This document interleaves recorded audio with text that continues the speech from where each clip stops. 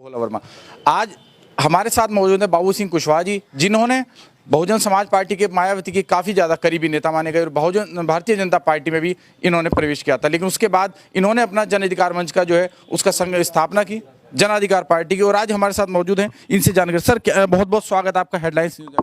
Thank you. कैसे हैं भोला वर्मा जी?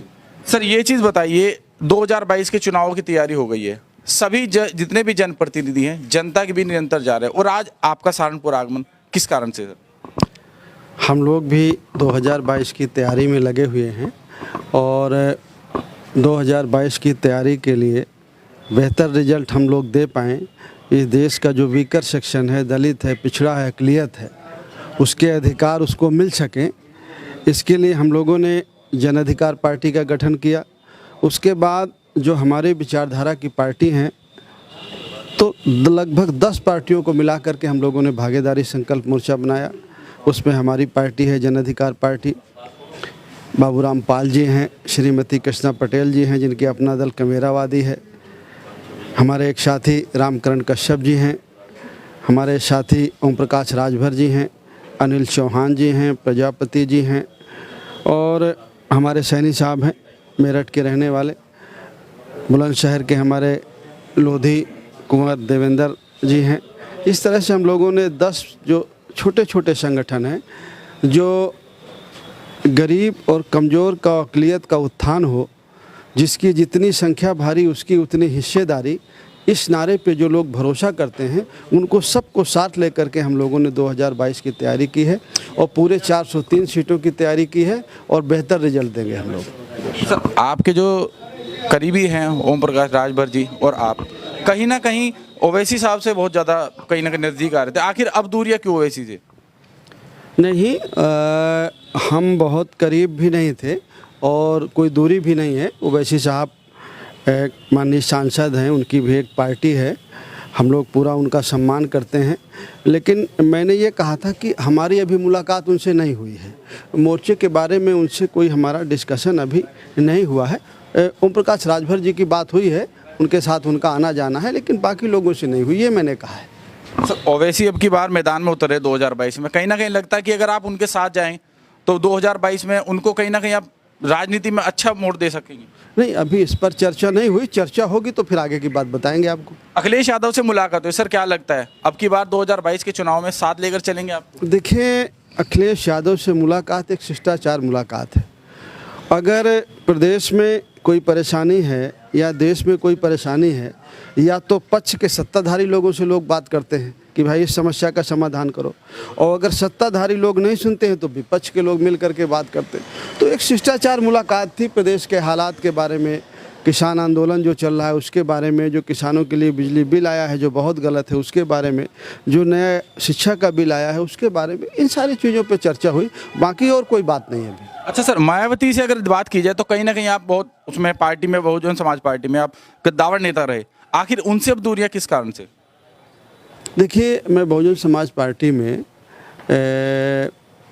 अप्रैल 11 तक था, या कहिए नवंबर 11 तक था। उसके बाद से मैं बहुजन समाज पार्टी में नहीं हूँ मैं, और मैं उसके बारे में कुछ कहना भी नहीं चाहता। आखिर ऐसी क्या कारण है जैसे कर कि मायावती के साथ एकदम से इतनी दूरियां जो कि काफ़ी ज़्यादा नज़दीक? अब राजनीति में है, बहुत सारी बातें होती हैं, अब उनकी चर्चा करना ठीक नहीं, अब 10 साल पुराना मामला हो। सर क्या लगता है अब की बार 2022 के चुनाव में क्या योगी और मोदी को अब की बार टक्कर दे पाएंगे? देखिए, हमारी तैयारी भागीदारी संकल्प मोर्चा की जन अधिकार पार्टी की पूरी है। हमारे पास इस देश को अगर हम देश के वोटर के हिसाब से हम जोड़ें तो अगर 52 से 55% अदर बैकवर्ड है, उसमें से 40% मोस्ट बैकवर्ड क्लास है, तो 40% मोस्ट बैकवर्ड क्लास हमारे साथ खड़ा है।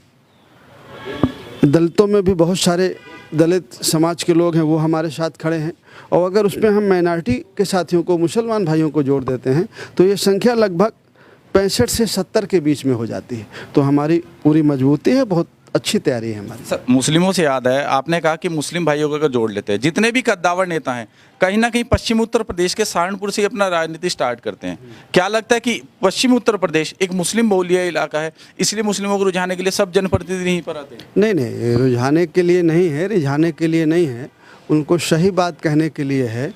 उनको प्रतिनिधित्व देने के लिए है, मान सम्मान देने के लिए है।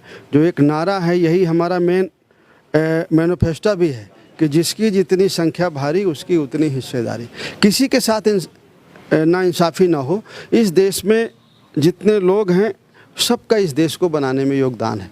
तो जिसकी जितनी मेहनत है, जिसकी जितनी आबादी के हिसाब से उसकी मेहनत है, तो जिसकी आबादी 10% है उसे 10% मिल जाए, जिसकी 5% है उसे 5% मिल जाए। सरकारी नौकरियां हैं या देश की जो भी संपत्ति है, जो भी विकास कार्य में पैसा आता है, ठेके पट्टे, हर चीज़ में जिसकी जितनी आबादी है उसको उतना हिस्सा मिल जाए। ये हमारा नारा है, इसी के साथ हम लोग चल रहे हैं। तो जनता का एक और सवाल रहता है कि कहीं ना कहीं जब चुनाव नज़दीक आते हैं तभी सब जनप्रतिनिधि जनता के बीच आते हैं। आखिर चुनाव से पहले जनता के जनप्रतिनिधि कहाँ रहते हैं? नहीं, मैं दूसरे को नहीं कह सकता हूं, लेकिन मैं अपनी बात कहता हूं।